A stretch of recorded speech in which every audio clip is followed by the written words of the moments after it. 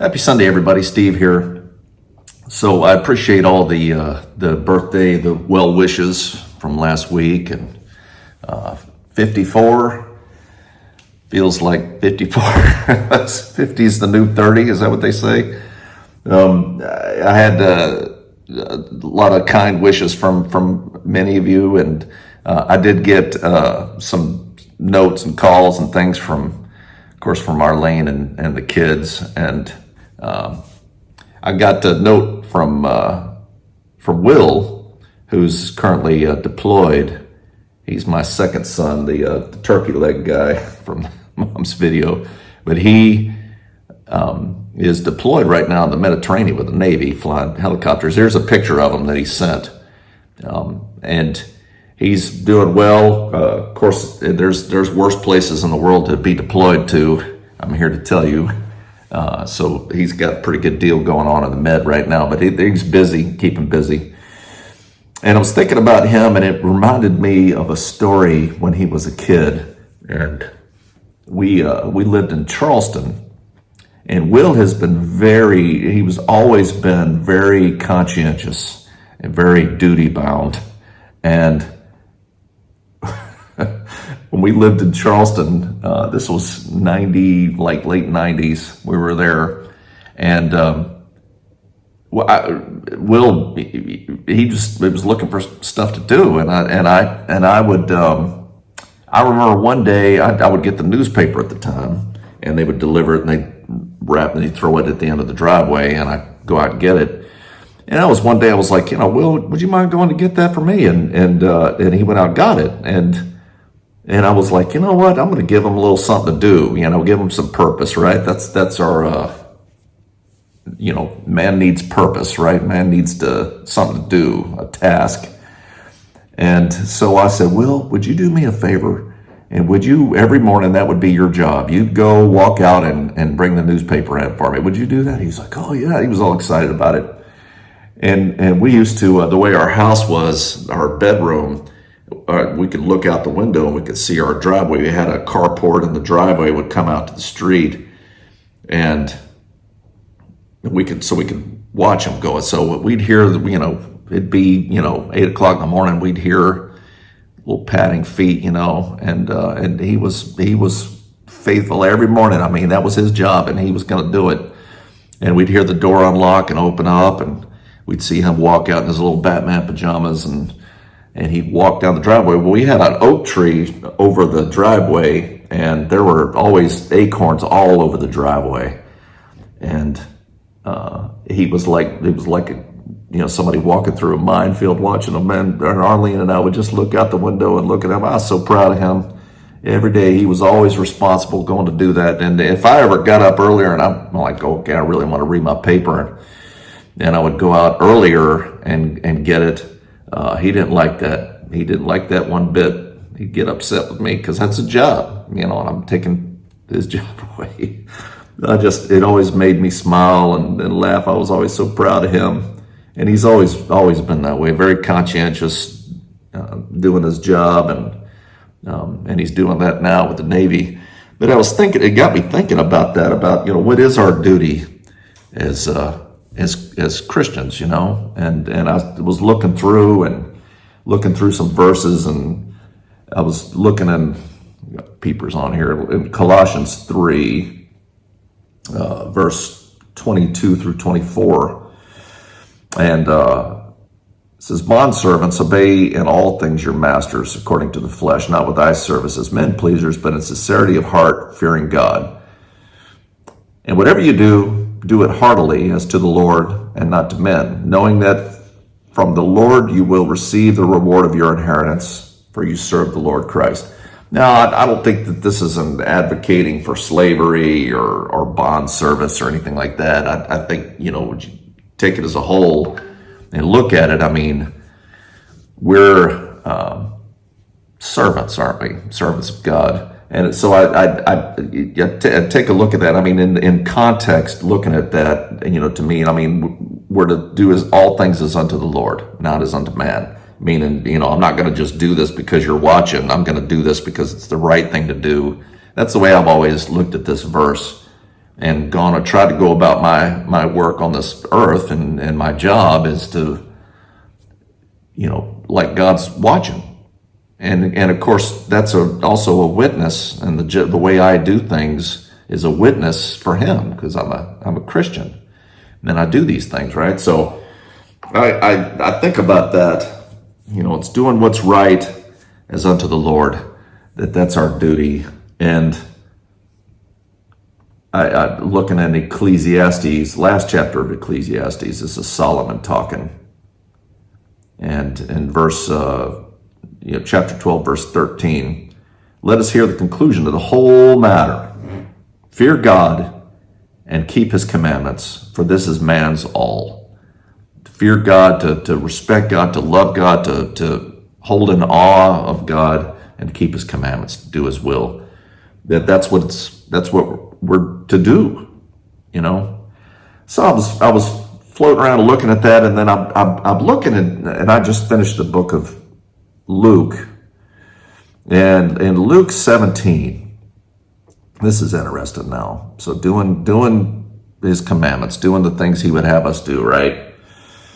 And it's the parable of the servant and the master. And in chapter 17, verse 7.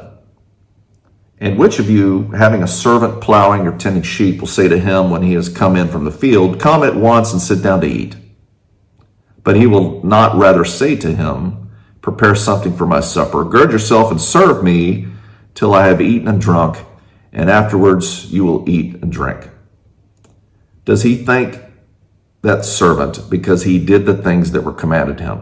I think not. So likewise you, when you have done all those things which you are commanded, say, we are unprofitable servants. We have done what was our duty to do. And I look at that and I go, when we go to church or we tithe or we give gifts or we do these things, we have an encouraging word. We do things that everything that God tells us to do, do we have an expectation like, well, God, I did this good thing today, so, how about that?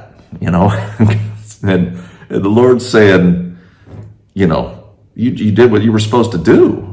Should I thank you for that? Do I owe you something? And just kind of to bring it into context what our duty, that's our duty. And we should be glad to do it, I think. And I'm trying to, this is the way I'm kind of wrapping my mind around all of this, and God is a kind Father. And he has us do these things. He wants us to do these things, and we certainly don't. And this is kind of along the whole theme of we don't earn our way into heaven. All these good things you do, well, you're supposed to, So what gifts are you supposed to get? Well, it's all about grace and the fact that God chooses to bless us, even though we don't deserve it, because we're doing what we're supposed to do. Most times we don't do what we're supposed to do, right? So, we fall short and everything else, but God lifts us back up, you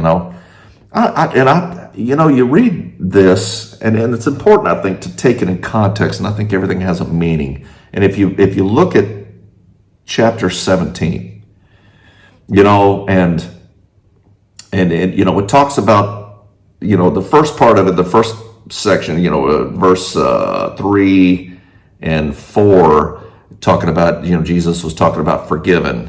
And every time your brother comes back to you to ask forgiveness, you forgive him. And then, there was another book of the New Testament, Peter had come to the Lord and say, well, Lord, how many times am I supposed to forgive my brother? And Jewish teachings at the time was pulled from Amos and a couple other Old Testament and Job, that the teaching at the time was three times. You're to forgive, and the fourth time somebody sins against you, you don't have to forgive them. And so Peter came and said, well, how many times should I forgive my brother? 7 times. Well, Peter's going, well, look, I'm gonna, here it's 3, I'm gonna say 7. And Jesus was like 70 times 7, which means, okay, does that mean, 490 times, and then the 491st time that happens? Then no, it means like, every time your brother comes to you with a repentant heart, you're to forgive, like God forgives. So there's that, and then your duty is to forgive. Your duty, don't, he was kind of like, hey, Peter, don't think that you've earned something now because you said 7. It's like, no, you're to forgive as God forgives, right? So there's that, and then the last little part I'll leave you with too. There's some thoughts. So in verse 11, they were continuing on, and there was 10 lepers, and they asked the Lord to forgive them, and He forgave them, and he well, I'm not forgive, but to heal them, the lepers.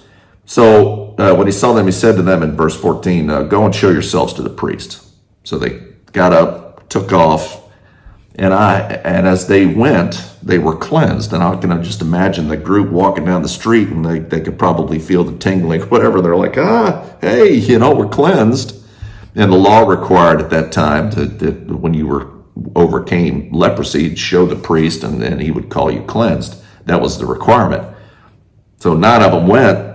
One guy turned around and came back and said, and praised God and thanked the Lord, gave God the glory, and he fell down on his face at His feet, giving Him thanks. And he was a Samaritan. He was a foreigner. The one guy of the group that was a foreigner was the one that came back to give God the glory. I think he went a little over and above. Is that over and above? Is that? I think that. I mean, they did what God told them to do, and then he came back to give God the glory, and I'm sure afterwards he would have went to the priest to show himself. So, that's what it's about. Serve the Lord, fear the Lord, worship the Lord, serve Him, and that's life. And don't expect anything. Don't you're not earning credits or gifts or anything from God. I mean, you're doing what you're supposed to do, but God is a loving God who loves us and freely gives us gifts and kindness more than we deserve. So far from it. I mean, it doesn't discourage me. It doesn't make me feel like, like he's some kind of ungrateful master or something like that just, sits there and slams his cup on the table demanding service or whatever. I think it gives me encouragement, because I know in my life I've seen, that there's nothing I can do, there's nothing I can say to earn anything, but God gives it freely, and He does, and He's faithful to give it freely. It encourages me. So anyway, I hope this was a blessing today for you. I feel like I'm making up a little bit for last week. Last week was a little shorter. This one's a little bit longer. So for those who keep in time. So anyway, I hope you have a blessed Sunday, and we'll see you next time.